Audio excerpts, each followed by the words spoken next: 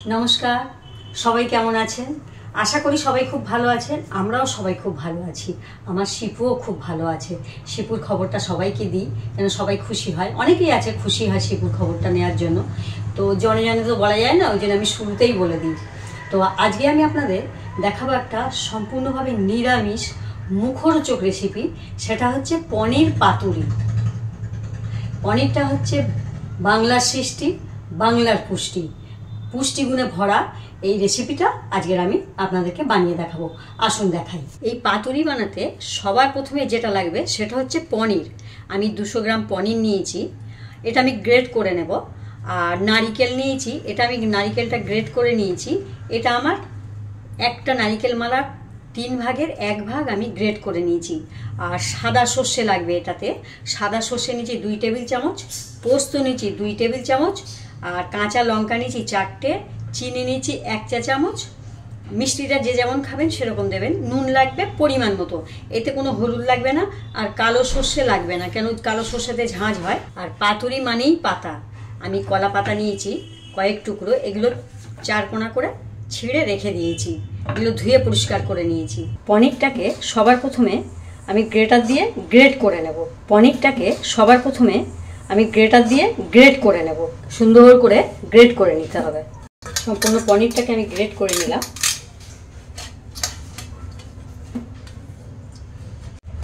আমি পনিরটাকে এবার সরিয়ে রাখবো আমি এবার পোস্তটা সরষেটা বেটে নেব প্রথমে সরষেটা নিয়ে নিলাম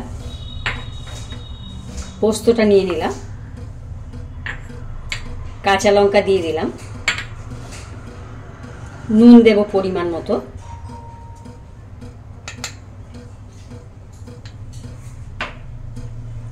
চিনিটা দিয়ে দিলাম আমি এবার এটা মিক্সিতে ঘুরিয়ে নেব প্রথমে একটু হালকা ঘুরিয়ে নেব তারপর জল দিয়ে ভালো করে একটা পেস্ট বানিয়ে নেব আমার সরষে পোস্ত কাঁচা লঙ্কা নুন চিনি দিয়ে সুন্দর করে একটা পেস্ট বানিয়ে নিয়েছি এইবার পাতুরির উপকরণটা একসাথে মেখে নেব তো পনিরটা আমি নিয়ে নিলাম এতে আমি নারকেলটাও দিয়ে দিলাম যারা নারকেল খান না তারা নারকেলটা দেবেন না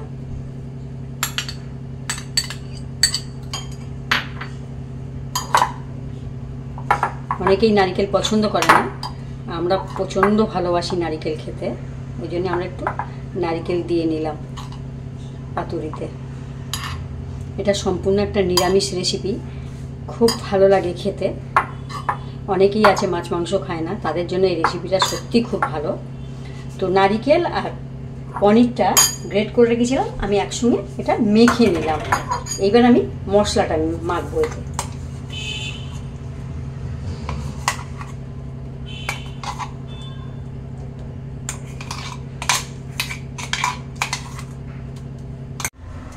পাতুরির উপকরণগুলো আমি সুন্দর করে মেখে নিয়েছি আমি একটু মিক্সি ধোয়া জলটা দিয়ে দেব মিক্সিটা যেহেতু আমি পোস্ত বেটেছি ওই জন্য একটু ধুয়ে জল দিয়ে দিলাম এইবার আমি এতে তেল দেব সর্ষের তেল দেব পাতুরিতে সর্ষের তেল দিলে সবসময় খেতে ভালো লাগে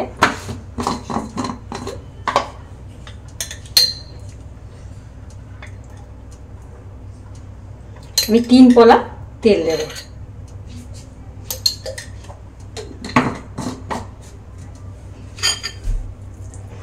যারা একটু বেশি ঝাল খান তারা পাতুরিতে আরও একটা করে গোটা লঙ্কা দিয়ে দেবেন আমি 4টে লঙ্কা বেটে দিয়েছি ওই জন্য আর গোটা লঙ্কা দেব না সর্ষের তেল আমি আবারও একটু মেখে নেব আমি এবার এটা ঢাকা দিয়ে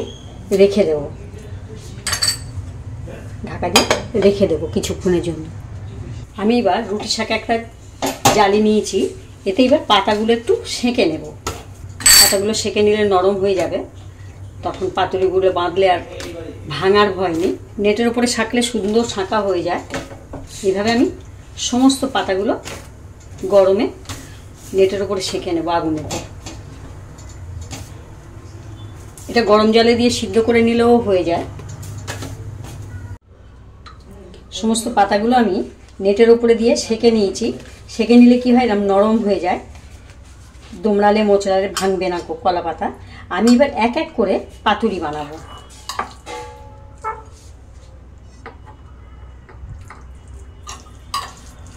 আমি পনিরটা মেখে রেখে দিয়েছিলাম। এবার আমি 2 চামচ করে পনির মাখাটা দিয়ে দেব।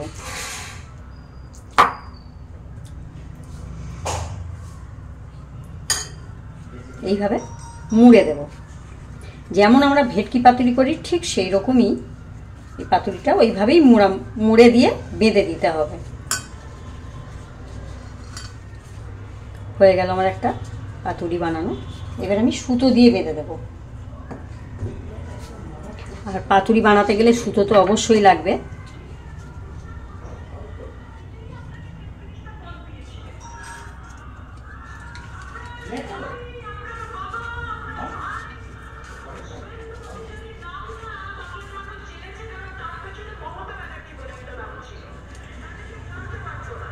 হয়ে গেল আমার পাতুরি বানানোটা হয়ে গেল। এইভাবে আমি সবগুলো পাতুরি বানিয়ে নেব। আবারও একটা আমি পাতুরি বানিয়ে দেখাবো। এইভাবে নিলাম 2 চামচ, নিয়ে এইভাবে মুড়ে দিলাম। একদম যেমন ভেটকি পাতুরি বানানো হয় ঠিক সেই রকমইভাবেই মুড়ে দিয়ে এইভাবে মুড়ে দিতে হবে, দিয়ে সুতো দিয়ে এইভাবে বেঁধে দিতে হবে। খুব সোজা, যারা নিরামিষ খান তাদের জন্য খুব ভালো একটা রেসিপি।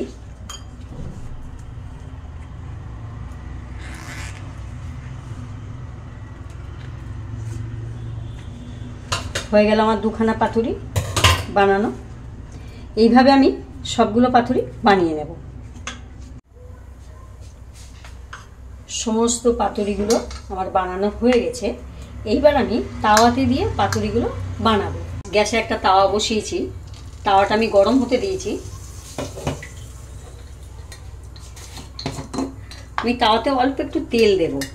তেলটা না দিলেও চলে, কিন্তু আমি একটু তেল দিয়ে নেব। খুঁতি দিয়ে একটু চারিদিকে করে দেব।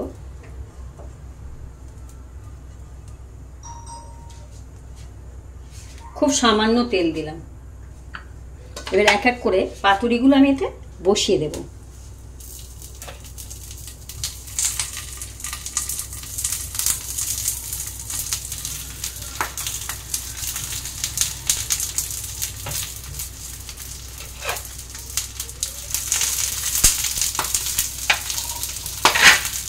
এবার ঢাকা দিয়ে হতে দেব। 5 মিনিটের জন্য আমি ঢাকা দিয়ে হতে দেব। তারপর 5 মিনিট পরে ফিরে এসে আবার উল্টিয়ে দেব। 5 মিনিট হয়ে গেছে। আমি পাতুরিটা তাওয়ার মধ্যে দিয়ে ঢাকা দিয়ে হতে দিয়েছিলাম। দেখবো ওই দিকটা কেমন হয়েছে। হ্যাঁ, ওই দিকটা কিছুটা হয়েছে। আমি এবার এটা উল্টিয়ে দেব। উল্টে দিয়ে আর এক পিঠ হতে দেব।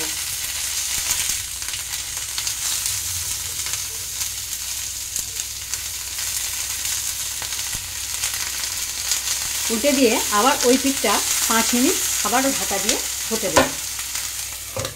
আমি 5 মিনিটের জন্য উল্টে দিয়ে ওই পিঠটা হতে দিয়েছিলাম। দেখবো 5 মিনিট হয়ে গেছে। এইবার দেখবো কেমন হয়েছে। হ্যাঁ, ওই দিকটা তো ভালোই হয়েছে, পোড়া পোড়া হয়ে গেছে। সবগুলো এবার একটু পাল্টিয়ে দেব।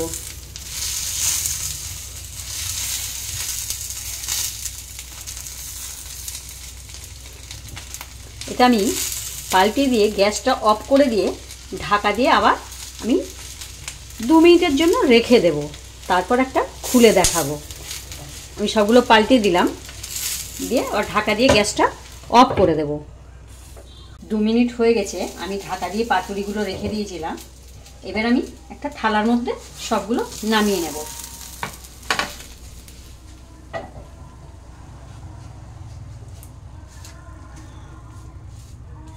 নামিয়ে নিয়ে আমি একটা খুলে দেখাবো। কাঁচি লাগবে। একটা পাতুরি আমি খুলে দেখাবো যে কেমন হয়েছে। সুতোটা আমার কাঁচি দিয়ে কেটে দিতে হবে। এটা সরিয়ে দিলাম এই দিকটা পাতুরিটা দেখানোর জন্য।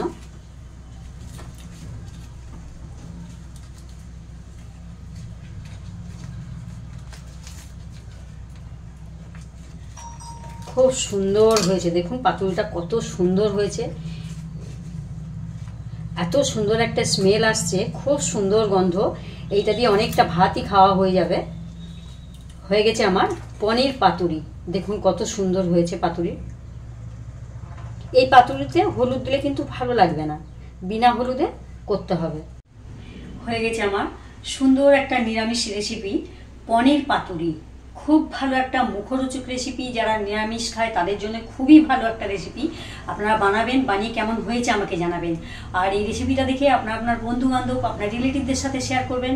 রেসিপিটা দেখে আমাকে সাবস্ক্রাইব করবেন, প্লাস বেল আইকনে ক্লিক করবেন, তাহলে আমি এই ধরনের রেসিপি আপনাদেরকে আবারও দেখাবো।